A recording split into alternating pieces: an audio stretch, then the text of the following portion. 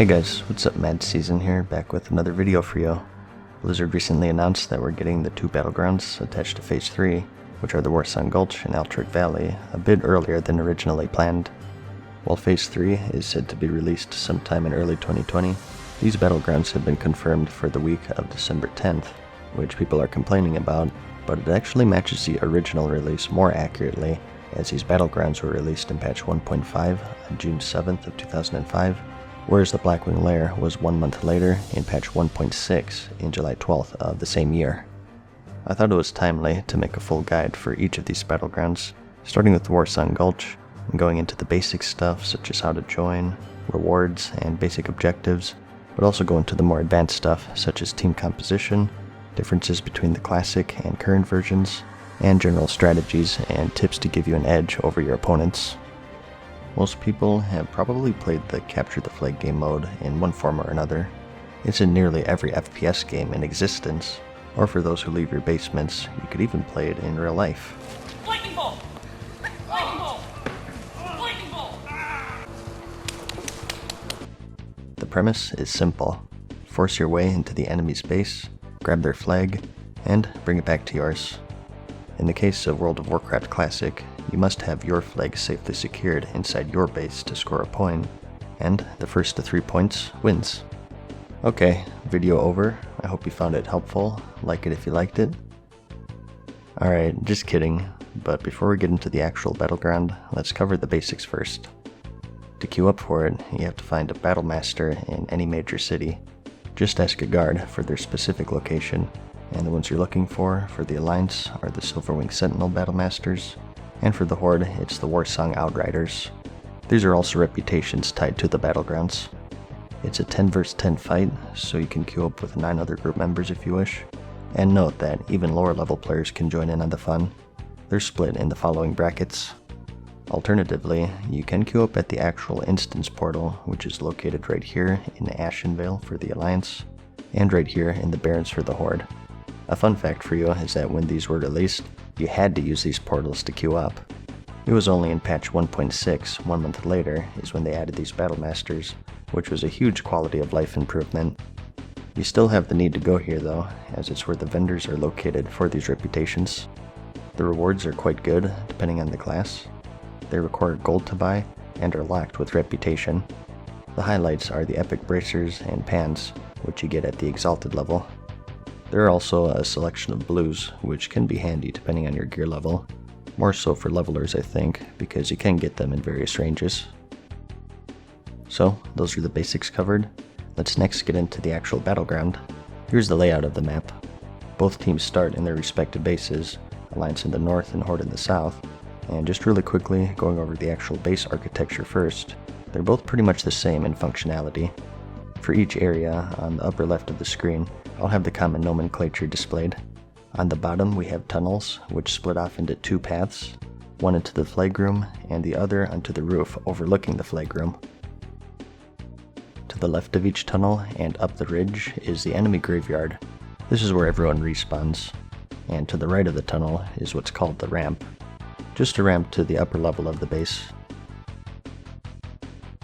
Going straight leads to the enemy graveyard, and to the right lies 2 doors, both leading to the enemy flag room, with stairs connecting them on the inside. There are a selection of buffs that spawn throughout the map that you should know about. Right near the ramps are huts that have the Berserker buff, which increase your damage dealt by 30% and damage taken by 10% for 1 minute. And just below the graveyards are the leaves, which over time replenish both your health and mana. A popular spot for rogues to camp, waiting for desperate players looking for a heal.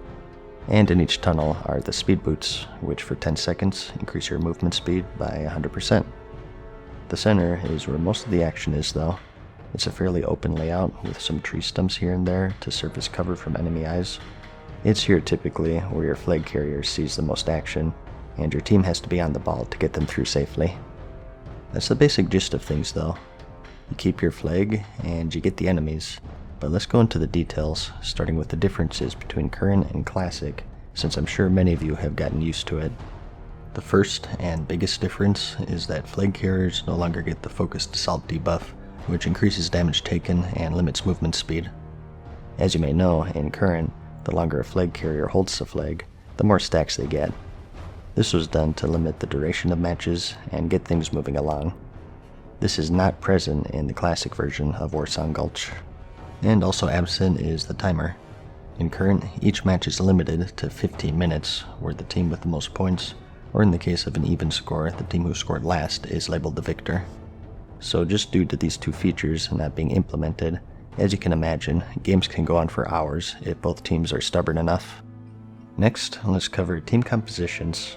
There are 9 classes in Classic, each bringing something unique to the table for this game mode, and some more than others.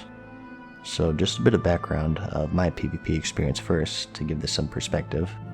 I played the original game way back in the day, and I had a pretty good crew for Warsong. Not the best, but we won pretty consistently. I stopped at rank 10, which is pretty casual most would say, at least in comparison to rank 14, but it was enough for me, and we still did pretty good. I think the best way to do this is to just have a small commentary on each class, and what unique things that they bring to the table for the Battleground to help you decide on a team. I'll also share my personal team from way back when for a basic example of what you might be looking for, and explain my reasoning as well. Our team composition was something like this. Now this wasn't exact, and sometimes we'd just take what we could get, but this is generally what we would shoot for. I was the rogue back then, and I was typically tasked with defending the flag room, and if I failed at that, of course getting the flag back. They're the best one-on-one class I think, and with all of their stuns, blinds, and the ability to completely lock down anyone, you should have no trouble killing a single druid, or whatever comes into your flag room. And they're just good at getting the flag back in general. You pick up a berserker buff, and you try to give an unsuspecting carrier in the chaos of a team fight, or if they're silly enough to leave them alone. Priests are pretty self-explanatory. Disciplined priests are just great healers, and Shadow pumps out the damage. They can dispel magic effects off of enemies, including the free action potion, which is very important. The AoE fear is nice to have, and Mind Vision is a great way to get intel on the enemy flag carrier's position and how many guards they have. It's vital to have at least one priest on the team. And Hunters are just nice to have around, as they provide steady range damage and excel at chasing down flag carriers. They can also defend very well with their slowing traps and flares to unveil stealthers. The Druid is probably the most important class. They're the best flag carriers hands down, with their ability to shapeshift out of slows. They handle polymorph insanely well. You can't sap them outside of human form.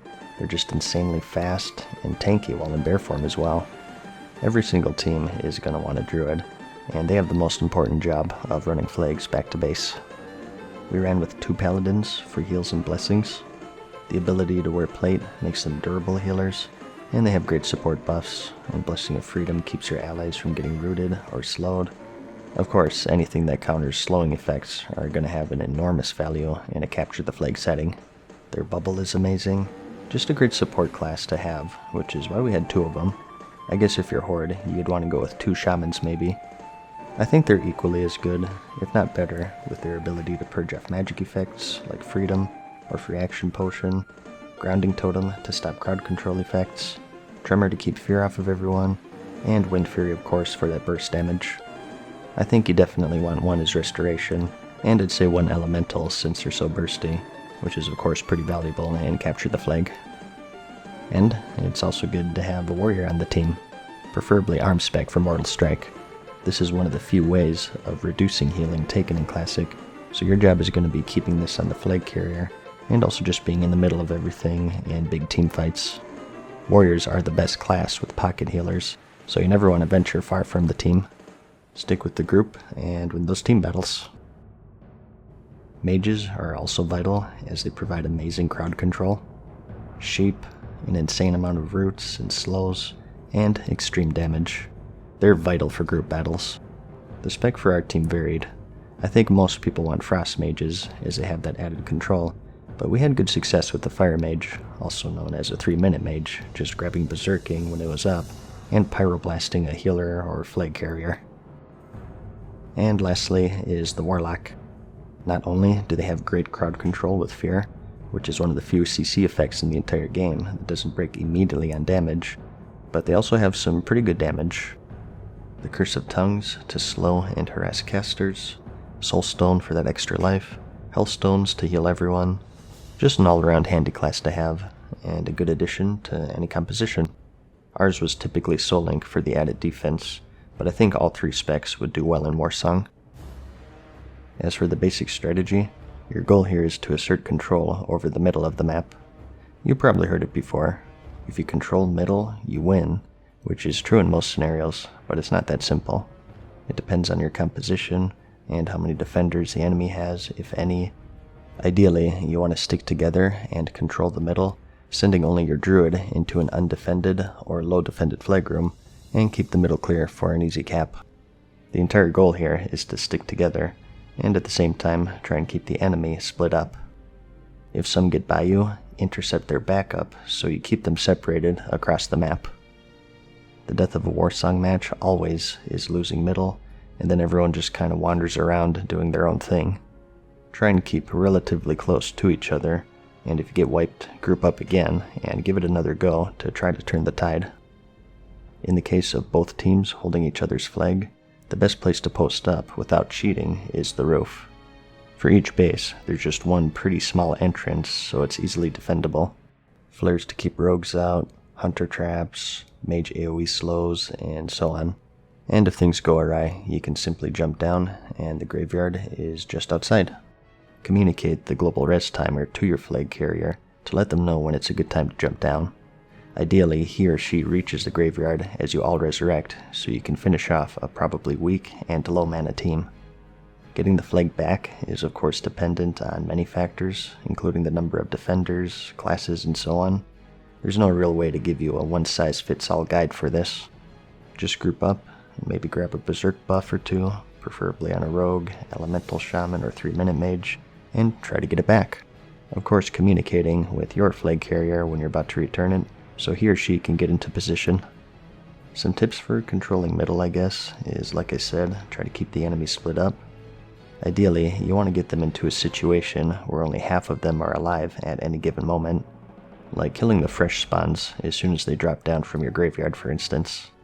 Good teams won't do this, they'll group up, but I've played Alliance enough to know what not to do, and splitting up the enemy team is going to be your best bet. And at the same time, communicate the timer with your team. If they know that it's 20 seconds until resurrection, instead of fighting a futile skirmish in the middle, they can just die and you can regroup much faster. At the end of the day, the key to winning is to have good composition and know how to win big team fights. Be organized with your crowd control, focus targets down, protect your healers. This is going to go further than anything else I can tell you. There are a couple of exploits that you should know about. I'm not going to show them to you, but it is possible to get to spots where the enemy can't reach you. Right above the flag cap is one, and another is behind it through the wall. They'll just wait for the eventual return, and jump right through it. Obviously, this isn't in the spirit of competitive play, and you shouldn't do it, but just be aware of it, as there most certainly will be people cheating. Back in the day, you could get reported for it, and I venture it's the same for the re-release. And consumes and engineer are going to be vital, of course. Like I said in my rank 14 guide, this is before the time of hyperbalance, and you can go into any battleground with flasks, grenades, sap recharges, free action potions, healing potions, whatever. Anything that you can use in the world, you can use in a battleground, so have at it. It can be expensive, but they make a huge difference. Free action potions are going to be a must for your flag carrier, and like I said, you can dispel it off as it is a magic effect, so make sure that you do that on enemy flag carriers. And one last thing to go out on is to keep your cool. We're all for being competitive and all, but what kills a team aren't necessarily losses, more so it's your reaction to them. If you're miserable to play with if you have a bad night, chances are your team isn't going to last. Especially if you're on the rank 14 grind, chances are you're going to be interacting with the same people 18 hours a day for 3 months. But that's about it. Those are the basics of the Warsong Gulch, some fundamental strategies, and we talked a bit about compositions and some various tips and tricks. I don't pretend to be a hardcore expert, but this is what worked for me and my team all those years ago, so I hope you picked up some useful information from this to help you with your time in the battleground. If you enjoyed the video, I do plan on doing the same thing for the Arathi Basin and Altred Valley, so keep an eye out for those videos as well. Like it if you liked it, and I'll see you in the next one. Peace.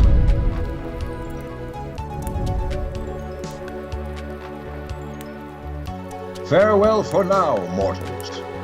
We hope you enjoyed today's video. See you again soon.